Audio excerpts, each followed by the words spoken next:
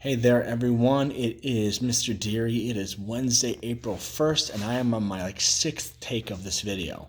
One time because I flashed the license plate in my car and I don't really want that on the internet, and the other times because I just kept stumbling over the date. It is not the 4th. It is not March. It is not any of those things I said wrong. It is Wednesday, April 1st. That's a good feeling to actually being able to say that right, and now we'll continue on with everything else. So, I want to talk today about a phrase my mother used to say to me and still says to me even as an adult when I'm being impatient, that patience is a virtue. And a virtue are those things that we have to develop and refine with time, with age, and with intention to grow as people. And she usually cites that phrase to me, excuse me, I itch my nose here. She usually cites that to me as I am being impatient or wanting more than I actually need at the time. And right now, patience is kind of the thing we all need to have more of. I mean, if you think about what we're going through, this is the hardship of many of our generations. Yes, like for me as a high schooler, I had 9/11 occur. When many of you were just kids or not even born yet. Growing up in the 90s, it was a time where things were relatively easy for a kid. And I was born in the mid '80s, but I didn't know about the Cold War. I didn't understand the significance of the Berlin Wall falling. I didn't understand any of that.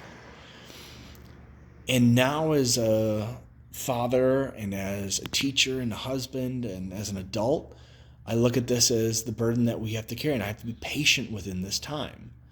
And think about the other burdens that previous generations have had to carry, about those who have had to go off to war, to fight, to protect, or to promote ideologies and beliefs that were, whether or not they were right or wrong, were what they believed in.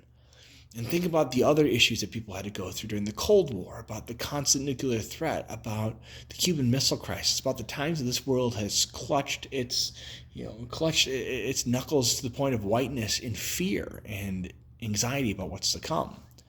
And I'm not trying to compare any of those things to what we're going through, and I don't think it's unfair to make allusions to those as well. Right now, what we're going through is unprecedented in our time. We've never had something like this that we can compare it to. We've never had a response that any of us can put in a contextualized frame of reference. And what we're being asked to do is to be patient, not to go fight an enemy, not to, go carry up a banner and march on the streets, but to do the opposite, to fight the enemy that is out, to carry the protests and the revolution at home, that we do what we have to do to keep others safe.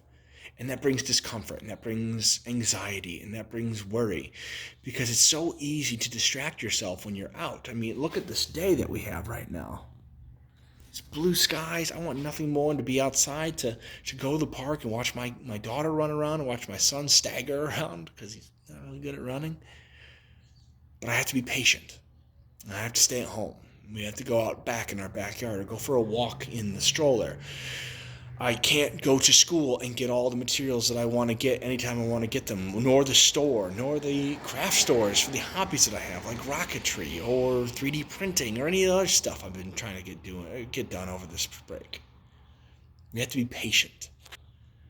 And that's a virtue that some of you are going to struggle with, that you might be great with at moments, and you might be really, really awful with at others.